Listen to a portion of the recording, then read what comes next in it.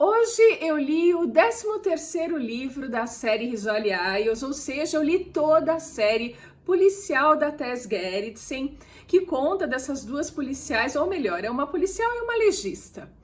E é sobre terminar uma série tão longa, quais eu gostei mais, o que me atraiu tanto nessa série que eu falo nesse vídeo, mas antes eu queria convidá-los a se inscreverem aqui no canal e curtirem esse vídeo se vocês gostarem. Vamos a Risoli Isles da Tess Gerritsen. Acho que eu não preciso dizer que eu me apaixonei pelos livros da Tess Gerritsen. Na verdade, eu gosto de todos e gostei muito dessa série. Eu até relutei um tanto para começar, porque eu imaginei, pô, uma série eu vou querer ler tudo. E foi o que aconteceu. Foram 13 livros e eu li, é importante dizer isso, porque tem a série na TV. Eu não assisti a série, mas li todos os livros que ela escreveu. E sim, tem diferenças entre os dois. Sobre as diferenças entre os livros e a série, eu não posso dar a minha opinião, mas posso dar a opinião da própria Tess, que em entrevista revelou que estranhou um bocado a representação nas telinhas da Risoli e da Isles, que nos livros eram mulheres mais normais, mais do dia a dia, como a gente, e na tela, é claro, elas são mais glamurosas, muito mais lindas, o que difere do que ela escreveu, do que ela imaginou, e ela precisou se adaptar a esse conceito daquele personagem que ela criou ter uma outra imagem nas telas. Eu tentei resistir e não começar a ler a Risoli Isles porque eu imaginei que eu ia ser capturada pela série e eu ia querer ler tudo. Foi o que aconteceu mesmo, mas porque eu me identifiquei demais com a escrita da Tess Gerritsen, acho que tem mais fatores.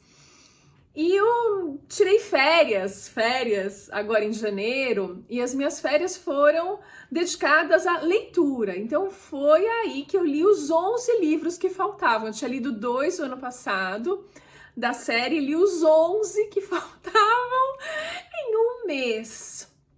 Porque eu fiquei um tanto obcecada pela história, eu acho que tem esse fator. Por outro lado, foi uma espécie de imersão Tess Gerritsen, um curso de como ela escreve, porque eu fui, à medida que eu evoluía na leitura, eu também apreciava a evolução dela como escritora, a habilidade dela de criar essas tramas e de, ao mesmo tempo, ter uma história nova a cada livro, mas evoluir a história perene desses personagens que se estendem por vários livros. E o que eu achei mais cativante foi encontrar esses personagens que começaram lá no primeiro livro, ou no segundo livro, no terceiro, no quarto, e que foram se transformando ao longo desses livros e ficam com você até o 13º livro. Eu acho que eu gostei disso, porque as tramas individuais, os crimes que acontecem, eles normalmente têm uma finitude ali naquele próprio livro. Ela sempre vai concluir as histórias. Porém, a vida da Risoli, a vida da Maura, ela continua ao longo dos livros. Então esse era o grande gancho que ela te fisgava no final das histórias. Você queria saber o que a Maura ia responder, o que ia acontecer com ela, quem ia entrar na vida dela, quem ia sair da vida dela. A Risoli da mesma forma. É interessante que a Risoli, ela deu mais uma estabilidade para ela, emocional. No ponto de vista individual, a Risoli era mais estável que a Maura. A minha predileta disparado é a doutora Maura Isles por inúmeros fatores. Eu acho que ela tem uma personalidade interessante, que você descobre aos poucos. Não só isso, ela tem um passado também que vai se revelando aos poucos e que, de certa forma, influencia nessa personalidade. Ela é rica, ela é interessante, ela é misteriosa, ela é sedutora, ela se coloca em todos esses papéis e ela é muito inteligente, eu gosto muito dela, é disparado a personagem que eu mais gosto, e os que se entrelaçam com ela, também gosto muito. É claro que o ponto central da Risoli Isles é isso, é a Risoli e a Isles. É a amizade entre as duas. E elas não poderiam ser mais diferentes. E ao mesmo tempo parecidas, é difícil determinar. Mas a Jane, ela é mais resolutiva, ela já escancara tudo. Você meio que já sabe qual é a dela, né? Os recalques dela, ela manda isso no dia a dia dela. Então não tem muito mistério. E a Tess, eu acho que ela não ia conseguir sustentar duas pessoas tão misteriosas assim. Então ela deixou isso para a Maura e ela deixou a Jane mais estável. Ela logo casa a Jane. E ela tem uma estabilidade romântica nessa história. A parte instável da Jane Risoli ficou por conta da família Risoli.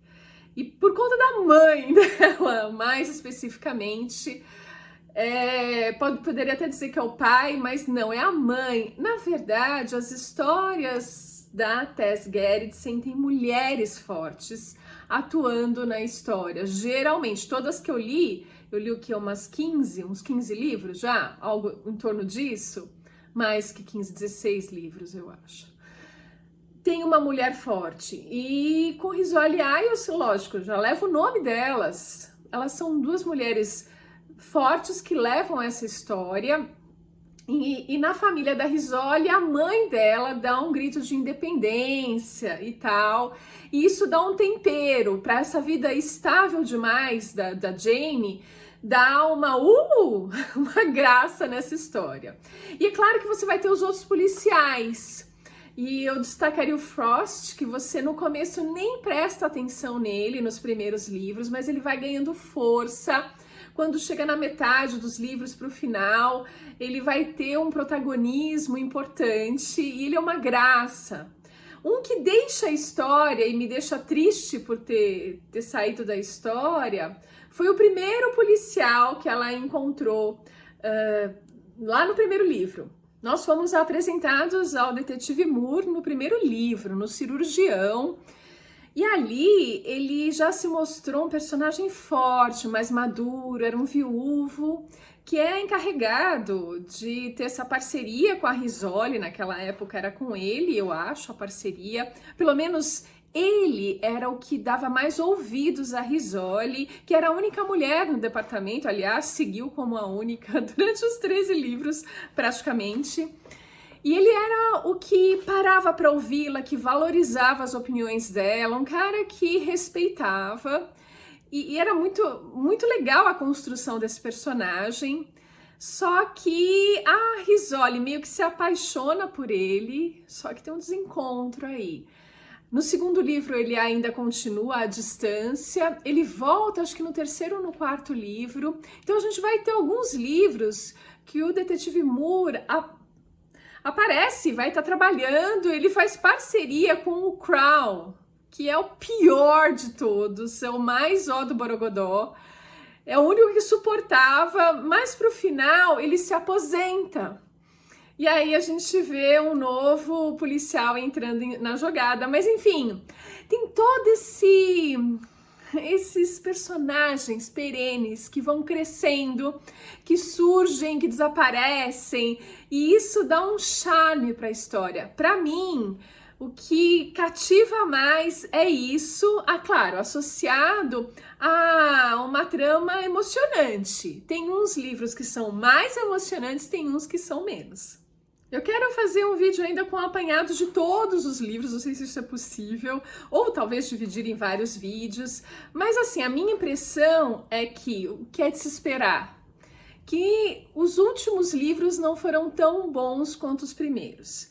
Eu acho que até Gélido era perfeita a combinação, os livros absolutamente perfeito. De gélido, começa a ter uma certa oscilação. O último livro, ela até muda o estilo dela. Ela coloca mais narradores, ou melhor, sim, tem uma mudança de narrador, porque a gente vai ver, por exemplo, a mãe da Jane narrando alguns capítulos em primeira pessoa.